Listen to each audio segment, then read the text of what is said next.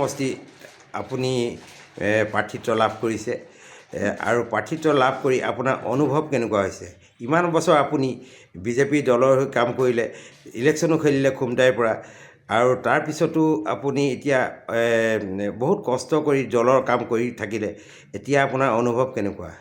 নাই, অনুভৱটো মোৰ প্ৰাপ্তিৰ অনুভৱ যে মই 33টা বছৰেৰে 3 দশকৰ অধিক কাল এই দলটোৰ লগত মই জড়িত হৈ আছোঁ। এই দলটোৰ গোলাঘাট জিলাত বীজৰ অংকুৰণ হোৱাৰ পৰা বৰ্তমানলৈকে মই এই দলটোৰ সেৱা আগবঢ়াইছোঁ। আমাৰ ৰাজ্যিক নেতৃত্বই সেই সেৱাৰ স্বীকৃতি দিছে আৰু আমাক এই সমষ্টিৰ পৰা প্ৰাৰ্থিত্ব দিছে। মই বহুত সুখী। আমাৰ বিশেষকৈ মাননীয় মুখ্যমন্ত্ৰী হিমন্ত বিশ্ব শৰ্মা ডাঙৰীয়া আৰু আমাৰ ৰাজ্যিক সভাপতি দিলীপ শইকীয়া ডাঙৰীয়াক মই ধন্যবাদ জ্ঞাপন কৰিছোঁ। দেখা গৈছে এতিয়া সমষ্টি পুনৰ নিৰ্ধাৰণ, হয়, ইয়াৰ ফলত দেৰগাঁও সমষ্টিত বহুতে নতুন নতুন ঠাই অন্তৰ্ভুক্ত হৈছে। হয়। দেৰগাঁৱৰ পৰাও বহুত বেলেগ সমষ্টিলৈ গুচি গৈছে। ইয়াৰ পৰা আপোনাৰ নিৰ্বাচনত প্ৰভাৱ পৰাৰ সম্ভাৱনা আছে নেকি? তেনেকুৱা কথা নাই। আমি সমগ্ৰ দেৰগাঁও সমষ্টিত লেংথ এণ্ড ব্ৰেথ আমি ঘূৰিছোঁ। এনেকুৱা জেগা নাই য'ত আমি যোৱা নাই। আৰু নতুন সমষ্টি প্ৰথম হওঁতেই অলপ কিছু অসুবিধা হৈছিল, কিন্তু কালক্ৰমত সেইখিনি আমাৰ যিটো দলীয় ষ্ট্ৰাকচাৰ, তাত আমি সকলো কথা আমি সমাধান কৰি ল'লোঁ আৰু এতিয়া দলটো এটা গিয়াৰিং আপ হৈ আছে নিৰ্বাচন খেলিবৰ কাৰণে। হয়, ইলেকশ্যনত এইবাৰ দেৰগাঁৱৰ পৰা বিভিন্ন দলে টিকেট বিচাৰিছে, দলে প্ৰতিদ্বন্দ্বিতা কৰিবলৈ বিচাৰিছে আৰু তেওঁলোকে ইতিমধ্যে মনোনয়ন পত্ৰ দিছে। আপুনি আপোনাৰ মূল প্ৰতিদ্বন্দ্বী কাক বুলি ভাবে? নহয়, এতিয়ালৈকেতো মানে কংগ্ৰেছৰ প্ৰাৰ্থীগৰাকী প্ৰতিদ্বন্দ্বী বুলি মই ভাবিছোঁ। বাকীবোৰ দলৰ স্থিতি একেবাৰে দুৰ্বল আৰু বিজেপিৰ আচলতে যিটো স্থিতি বৰ্তমান আমাৰ আছে, সেইটো আমি সকলো দলকে পৰাভূত কৰিব পৰাকৈ পৰ্যাপ্ত। ইতিমধ্যে দেৰগাঁৱত বিজেপিৰ কাৰণে কেইবাগৰাকী প্ৰাৰ্থিত্বৰ কাৰণে আবেদন কৰিছিল আৰু তেওঁলোকে প্ৰায়খিনি জেগাতে সভা সমিতি কৰিছিল। জীনা বৰুৱা, ৰাজশ্ৰী বৰা আৰু পৰীক্ষিত দত্ত, এতিয়া তেওঁলোকে টিকটৰ পৰা বঞ্চিত হ'ল আৰু ইয়াৰ পিছতে আপোনাক তেওঁলোকে সহযোগিতা আগবঢ়াইছেনে?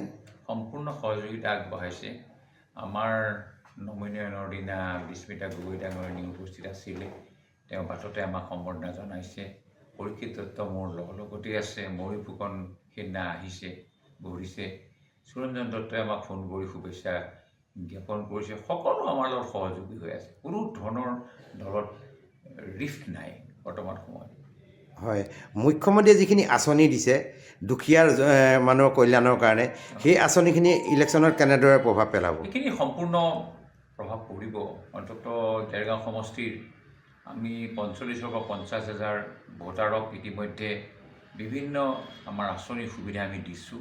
সেইখিনি আমি টাৰ্গেট গ্ৰুপ বুলি ধৰিছোঁ আৰু সেইখিনি মানুহে বিজেপিকে ভোট দিব, কাৰণ যথেষ্ট তেওঁলোকে সুবিধা পাইছে। আৰু বিশেষকৈ মহিলাসকল আৰ্থিকভাৱে এম্পাৱাৰ হৈছে, পলিটিকেলি বহুত কনচিয়াছ হৈছে আৰু বিশেষকৈ আমাৰ মাননীয় মুখ্যমন্ত্ৰী ডাঙৰীয়াৰ যি উন্নয়নৰ যিটো গতিধাৰা, সেই গতিধাৰাৰ লগত আমাৰ দেৰগাঁওবাসী ৰাইজো সহযোগী হ'বলৈ বিচাৰিছে আৰু সেই বিজেপিকে তেওঁলোকে ভোট দিব। মুখ্যমন্ত্ৰী ডক্টৰ হিমন্ত বিশ্ব শৰ্মাদেৱে তেওঁ দুৰ্নীতি নিৰ্মূলৰ কাৰণে বিশেষ পদক্ষেপ গ্ৰহণ কৰা দেখা গৈছিলে, কিন্তু দেখা গ'ল দেৰগাঁও সমষ্টিতে দেৰগাঁও পৌৰসভাৰ দুৰ্নীতিৰ বাতৰি বহুত প্ৰকাশ পাইছিলে আৰু দুৰ্নীতিৰ অভিযোগো বহুত আছিলে। আপুনি এই সম্পৰ্কত বিজয়ী হোৱাৰ পিছত আপুনি কেনেধৰণে মোকাবিলা কৰিব? মোৰ কথাটো এনেকুৱা ধৰণৰ, অভিযোগটো অভিযোগেই। যেতিয়ালৈকে এইটো সত্য প্ৰমাণিত নহয়, তেতিয়া সি অভিযোগৰ শাৰীতে থাকি যাব। আৰু বিভিন্ন ধৰণৰ পৌৰসভাৰ কাম কাজ হৈছে, তাত দুৰ্নীতি আহিছে বুলি আমি পেপাৰত অভিযোগহে পাইছোঁ, কিন্তু প্ৰমাণিত কোনো তথ্য এতিয়ালৈকে আমি পোৱা নাই। আপোনাৰ সতীৰ্থসকলে আপোনাক সহযোগিতা আগবঢ়াইছে। এটা সময়ত আপুনি খুমটাইৰ পৰাও ইলেকশ্যন খেলিছিলে।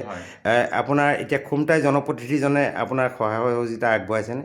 নহয়, তেওঁৰ মৰেল ছাপৰ্ট মোৰ প্ৰতি আছে, কাৰণ আমি এইটো জানিবলৈ পাইছোঁ যে খুমটাই সমষ্টিৰ পৰা যি 7টা পঞ্চায়ত আহিছে, য'ত তেওঁ বিধায়ক হিচাপে প্ৰতিনিধিত্ব কৰিছিল, তেওঁ সেই পঞ্চায়তসমূহৰ যিবিলাক কৰ্মী আছে সকলোকে আমাক সহায় কৰিবৰ কাৰণে তেওঁ নিৰ্দেশ দিছিল।